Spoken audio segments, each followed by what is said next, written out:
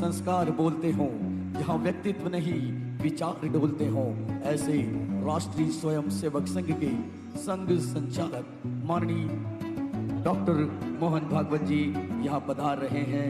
सबसे पहले वे आचार्यों के दर्शन करने के लिए सीधे इस मंच पर पहुंचे हैं और आप आचार्यों को नमन कर उनका आशीष ग्रहण कर रहे हैं। आइए हम सब अपने खड़े होकर तालियों के साथ उनकी वंदना में शामिल हों, उनका वंदन और उनका अभिनंदन करें। ये सकल जैन समाज भारतवर्ष रहेगा तो दुनिया भी रहेगी। उनके प्रातिनिधिक 5 नामों से हमारा नमोकार मंत्र बना है। वो हमारे मार्गदर्शक है, उनको नमन कीजिए, उनके सामने विनम्र होइए। उन्होंने जो बताया है वो ग्रहण कीजिए, जो दिखाया है उसका यथावकाश अनुसरण कीजिए, तो मनुष्य जीवन निरामय बनेगा, सुखी बनेगा। सृष्टि का जीवन भी निरामय और सुखी बनेगा। और जब तक प्रकृति की इच्छा है, बिना किसी दुख से ये सृष्टि चलती रहेगी।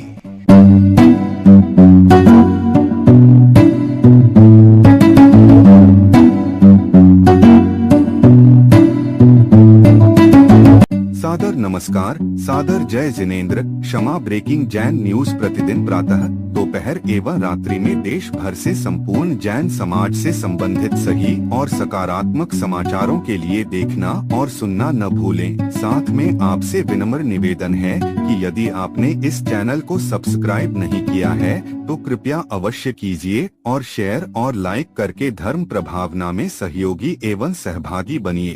परम श्रद्धेय श्री कुंतु सागर जी महाराज, परम पूज्य श्री देवनंदी जी महाराज, उपस्थित सभी मुनिगण, साध्वीगण, आचार्यगण और सभी उपस्थित सज्जन माता भगिनी, अभी एक शब्द का उपयोग किया गया, धर्मावलंबी समाज।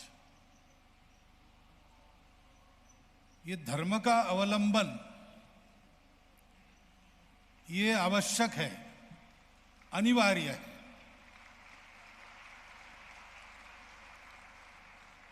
आज जितनी सारी समस्याएं मानव जीवन में है, अपने देश में है या पूरी दुनिया में भी है, वो इसी कारण उत्पन्न हुई है कि हमने धर्म का अवलंबन छोड़ दिया। भारतवर्ष का सौभाग्य है कि प्राचीन समय से हमारे हृदय में इस धर्म का अवलंबन करने की बुद्धि जागृत रखने वाले महापुरुषों की परंपरा हम लोगों को प्राप्त होती है, अभी भी हो रही है, आगे भी मिलेगी। उसकी 2 धाराएं हैं, एक श्रमण धारा, दूसरी ब्राह्मण धारा। जाति से ब्राह्मण वाली बात नहीं कर रहा हूं मैं, उस धारा को ब्रह्म मानकर चलने वाले, ऐसा कहा है।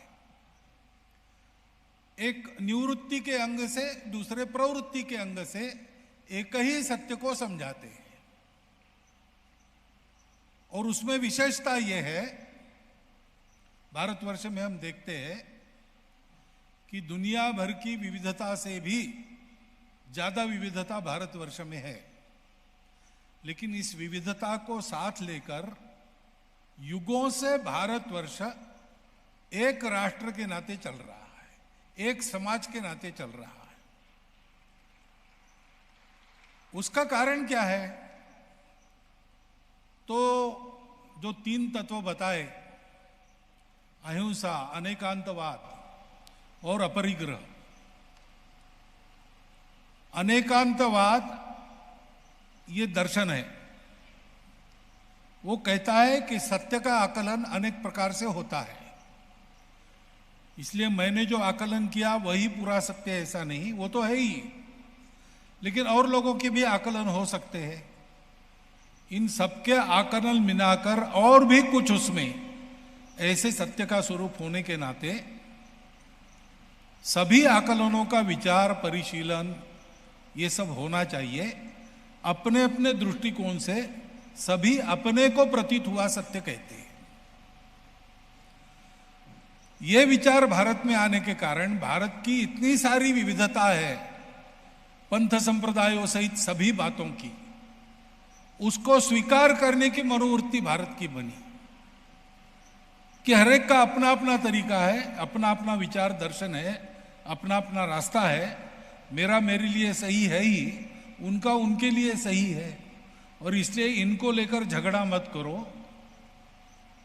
साथ में रहने का अनुशासन पालन करो, और वो अनुशासन है अपरिग्रह का। इतने सारे मानव है सृष्टि में, और उनका जीवन चलने के लिए साधन है। आधुनिक शास्त्र कहते हैं कि मानव और उनकी इच्छाएं अगणित है, और साधन लिमिटेड है, मर्यादित है। इसलिए साधनों के लिए स्पर्धा करो, स्पर्धा के लिए बलवान बनो। जो बलवान है उसी को मिलेगा, वही जिएगा। सृष्टि कहती है कि जो दुर्बल है वो नष्ट होगा। लेकिन अपरिग्रह का अनुशासन कहता है कि अपने लिए कम से कम लो। अरे भाई, इतना सारा उत्पन्न हुआ है सृष्टि में, उसको क्यों नहीं लेना? लेना, लेकिन अपने लिए कम से कम लेना, संग्रह नहीं करना। क्योंकि बाकी सबको जीना है, उनके लिए भी है। इस अनुशासन का पालन करते तो स्पर्धा की आवश्यकता ही नहीं रहती, संघर्ष होगा ही नहीं, और बलवानों को संघर्ष नहीं करना पड़ेगा तो बल का उपयोग दुर्बलों की रक्षा के लिए करेंगे। ऐसा भारतवर्ष में हुआ, इसलिए हजारों वर्षों के पूर्व का भारत आज भी भारतवर्ष में देखने को मिलता है दुनिया को। वही तत्वज्ञान, वही विचार, वही आचरण, उसी प्रकार से आचार्य चल रहे हैं। यो जो हमारे संत लोग यात्रा करते यहां से वहां तक करते रहते निरंतर, आज की थोड़ी बात है, उस समय से चली है। ऐसे मंदिर करना, उसमें पंचकल्याणक मनाना, ये कोई 1000-2000 वर्षों की परंपरा नहीं है, तब से चलते आ रहा है। तो इसलिए अपरिग्रह का तत्वज्ञान ये सबके जीवन की धारणा करने में मनुष्य को सक्षम बनाता है, और इसके लिए दूसरों को कष्ट न देते हुए स्वयं जीना, शरीर मन बुद्धि से किसी को कष्ट नहीं देना, हिंसा नहीं करना, अहिंसा का व्रत लेना पड़ता है। मनुष्य जीवन चले, सृष्टि जीवन चले, सुखपूर्वक चले, सतत चलते रहे, इसलिए इस त्रिसूत्री में पूरा रास्ता बताया है। लेकिन रास्ता बार बार बताना पड़ता है, केवल बताने से नहीं होता, दिखाना भी पड़ता है। और ऐसा जो करने वाले महापुरुष है, जिनकी परंपराएं चलती आई है भारत में, हमको उसका लाभ होता है, आज भी चल रही है और कल भी चलती रहेगी, क्योंकि इसी के आधार पर भारतवर्ष रहेगा। भारतवर्ष रहेगा तो दुनिया भी रहेगी। उनके प्रातिनिधिक 5 नामों से हमारा नमोकार मंत्र बना है। वो हमारे मार्गदर्शक है, उनको नमन कीजिए, उनके सामने विनम्र होइए। उन्होंने जो बताया है वो ग्रहण कीजिए, जो दिखाया है उसका यथावकाश अनुसरण कीजिए, तो मनुष्य जीवन निरामय बनेगा, सुखी बनेगा, सृष्टि का जीवन भी निरामय और सुखी बनेगा। और जब तक प्रकृति की इच्छा है, बिना किसी दुख से ये सृष्टि चलती रहेगी। सारे विश्व को सुख का ये मार्ग देने का समय अब आ गया है, क्योंकि धर्म का संतुलन छोड़कर, धर्म का अनुशासन छोड़कर दुनिया ने अपने भौतिक विकास की जो राह पकड़ी, 2000 वर्ष उस पर चले, लेकिन उसके परिणाम नहीं मिल रहे। सुविधाएं बहुत हो रही, सुख दूर हो गया। यहां से वहां तुरंत जा सकते हैं,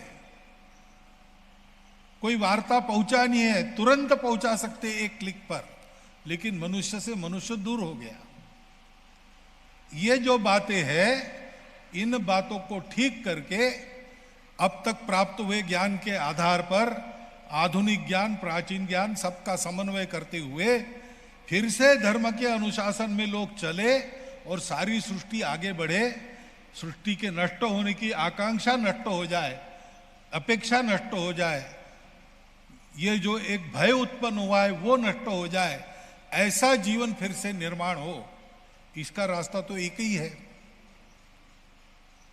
कि पंचनमोकारों में जिनका नाम है, अरिहंत है, आर्य है, साधु है, साहू है और उपाध्याय है, इन सबका स्मरण करना, उनके उपदेशों का स्मरण करना और अपने जीवन को धीरे धीरे उनके उपदेशों के अनुसार परिवर्तित जीवन बनाकर चलना, ये हमको बार बार याद रहे।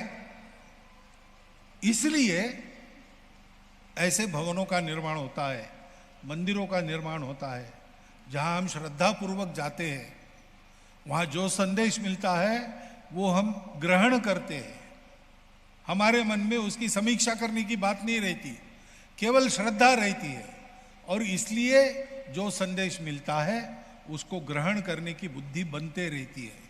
कभी कोई कठिनाई हो गई, कभी कोई ढीलापन आ गया, कोई मोह आकर्षण या भय उत्पन्न हुआ, तो एक बार ऐसे तीर्थ स्थान का पर्यटन करके हम फिर से अपनी राह को पा लेते हैं, क्योंकि तीर्थ है हमारे इन सब मार्गदर्शकों के तपस्या का स्थान।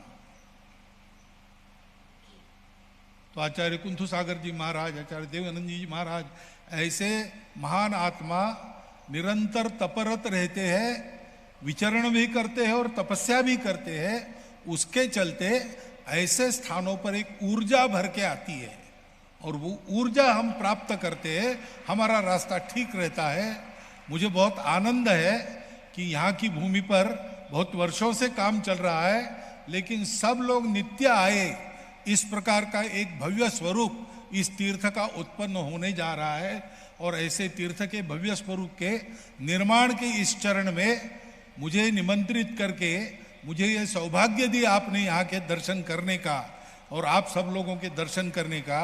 इसलिए आप सबके प्रति, आयोजकों के प्रति कृतज्ञता मैं व्यक्त करता हूँ और मेरे 4 शब्दों को विराम देता हूँ। बहुत बहुत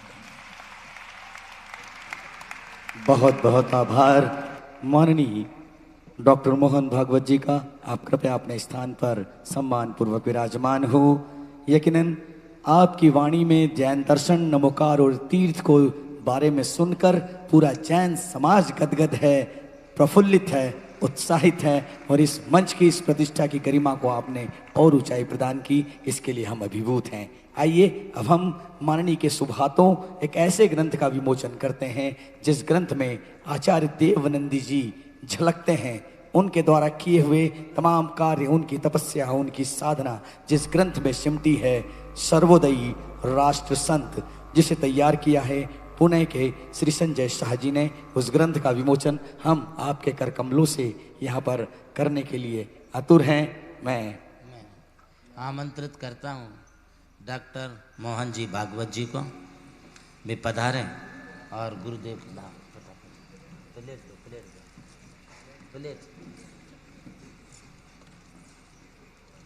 और हम सभी सकल जैन समाज के लिए ये धरोहर सर्वोदयी राष्ट्र संत साथ ही डॉक्टर राहुल आहिरे साहब भी, हमारे विधायक, हमारे आमदार से भी निवेदन करूंगा कृपया आप भी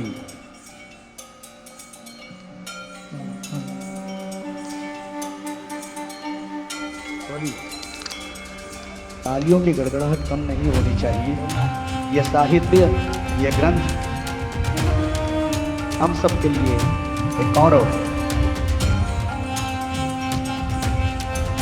और इसी के साथ इस ग्रंथ के विमोचन के पश्चात 8 फरवरी से 15 फरवरी तक 2027 में हमारा जैन धर्म की आस्थान कुंथुगिरि तीर्थ क्षेत्र, जिसका निर्माण जिसके प्रणेता आचार्य धर्मराचार्य कुंतु सागर जी गुरुदेव हैं, उनकी सन्निधि में पंचकल्याण प्रतिष्ठा महोत्सव होने जा रही है। तालियों की गड़गड़ाहट से सभी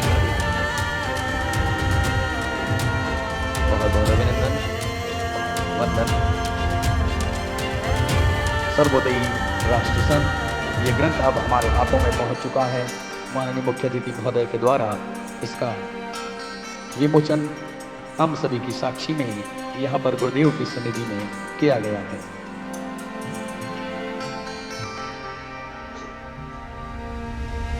इस ग्रंथ के विमोचन के पश्चात तैयारी करने जयू दीदी, वैशाली दीदी, सुधीर पाटिल जी कृपापूर्वक पंचकल्याण प्रतिष्ठा की वो पत्रिका ये वहां लेकर जाएं। पूनम दीदी, सोनल नगरी,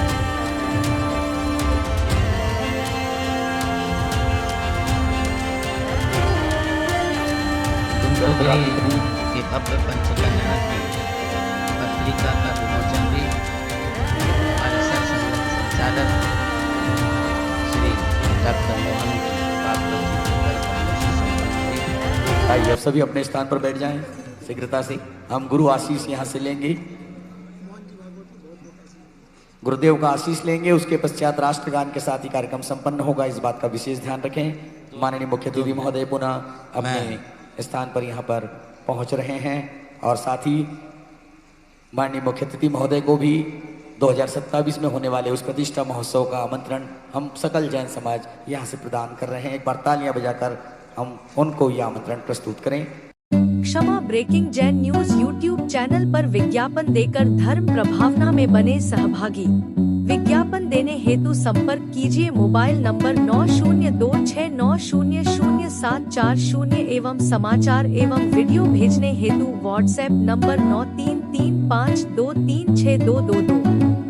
क्षमा breaking Jain news YouTube channel देखने के लिए आपको बहुत बहुत धन्यवाद। सादर प्रणाम, सादर जय जिनेंद्र।